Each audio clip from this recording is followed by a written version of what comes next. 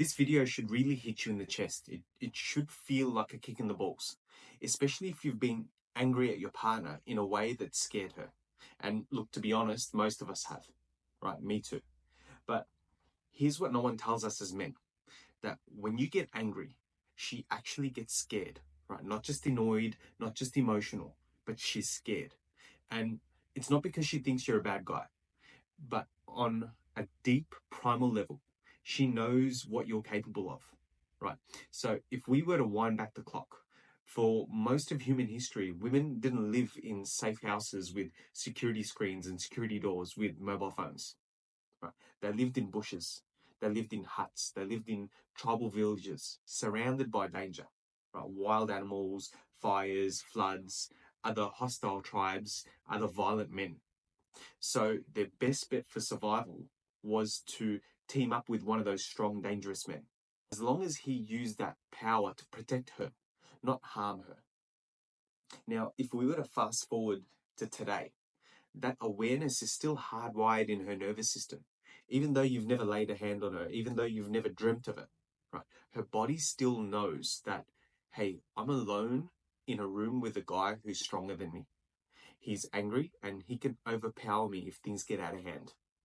Because her reality is that you've probably got, 20, 30, 40 kilos on her, and you're a lot stronger, you're louder, you're more physically dominant. And whether you mean it or not, you raise your voice or when you slam the door, that primal survival system kicks in. And from that place, she's only got three options, right? It's either to submit, escape, or fight back. And you're going to see it play out in different ways, right? She might go silent or just agree with everything that you say, but you know that it's not genuine.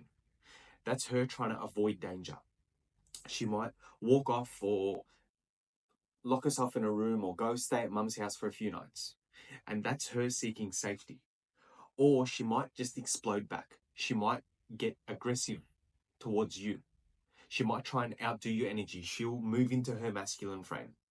And that's her trying to prove that she's not going to be overpowered. And none of these three things are about logic. They're based on the undercurrent of fear, what she's feeling, right? We spoke about this in the other movies. And this is where most guys go wrong, because we don't live like this, right? The average guy, if you ask him when was the last time they felt physically afraid, right? He's probably going to say something like, oh, I can't remember. Or maybe back in high school or outside the pub once, with the boys years ago. Even army veterans, guys that have been shot, they'll often say, like, honestly, I wasn't scared. I was just in the zone. Now, if you ask a woman the exact same question, she'll say something like yesterday or last week or this morning. And that's because women live in a world that sees them as prey, and not metaphorically, literally, right? And they're scanning for threats 24/7. We don't get it because we walk through life like predators, right? We're focused, we've got tunnel vision, we're head down, ass up, straight line, right? We're on a mission. But women, they've got diffuse awareness, right? They're multitasking, they're emotionally sensing, they're scanning all angles like a gazelle, because that's how they stay safe. So when we raise our voice in the car, or when you clench your jaw, or your tone starts to sharpen, you're not just expressing frustration, you're becoming the threat. I'll share a real life story with you from myself. So years ago, back in the day, I used to be a tow truck driver. And there were many jobs that I used to do where, I'd do a lot of repos, there'd be debt collection and all sorts of intense jobs. And there were plenty moments where things used to get heated. There'd be confrontation, there'd be a lot of tension, sometimes even violence. And going to those jobs, I'd carry a certain type of energy, right? It's like I'd prime myself that, all right, if shit goes down, I'm ready. And my partner would come with me to those jobs a lot of the times because I was always on the road, and that was the only time that we used to get to spend together.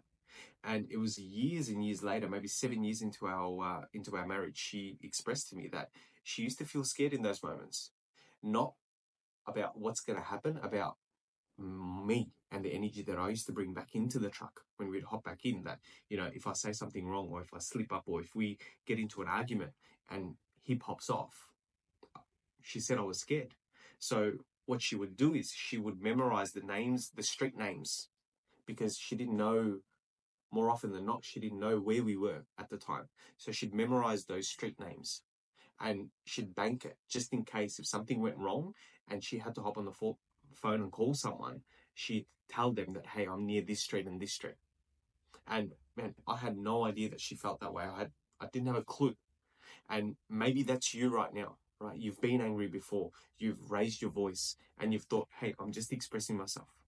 But what she felt in that moment is that, hey, I'm stuck in this room, I'm stuck in this car, or I'm in this house with someone who can physically overpower me, right? Even if she knows that you never do anything, even if you know that you'd never do anything, her body doesn't care. Her nervous system doesn't understand that. And the most dangerous part is that you don't even see it coming, right? Let's say that you chase her into the bedroom thinking that, hey, we need to talk this out. Let's get this over and done with because, we're not going to go to bed angry. You knock on the door thinking that, hey, I'm not going to let this go unresolved. But from her perspective, you've just followed her into her one safe space. And now she feels trapped with a guy that is so much bigger than him, who's angry, right? She doesn't have her phone on her. There's no one else around. There's no way out, right? Now, I know you didn't mean harm, but to her, it feels like a threat, right? So what do? First is to get to know your anger threshold, right? When you feel it rising, don't push through. Don't let pride keep you in that conversation, right? Don't let your ego keep you stuck. Say that, hey, I love you, but I'm really getting heated at the moment and I just need to take a quick breather, or else I'm going to do something or say something that I'll regret, right? That's leadership. That's strength. And if you do want to express your anger, ask for permission first. Say things like, hey, I'm really feeling frustrated at the moment. Can I share with you? Or I had a bad day at work, I'm really angry about so-and-so, is it okay if I share with you? And if she's open to it, she'll let you in. But if she's not, respect it. Because when a woman feels safe, that's when she opens. When she feels threatened, she's going to shut down, she'll fight back or she'll flee. And the final gut punch is that if you've ever made your partner feel unsafe, you need to own that, right? Not just to her, but to yourself.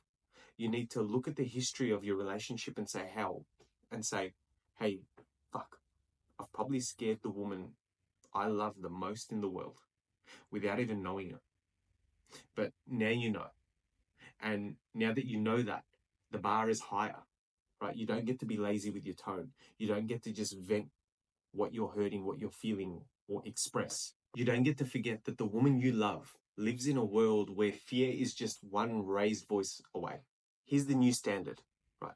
Never ever express your anger to her without a level of awareness, without her permission, right? You never just storm around without any control, right? You never weaponize your presence. Instead, you become the man who protects, a man that she can trust, even when you're hurting, right? A man who owns his own strength and uses it to create safety, not fear. That's what emotional leadership looks like. And that's the kind of man your relationship and your family needs you to be.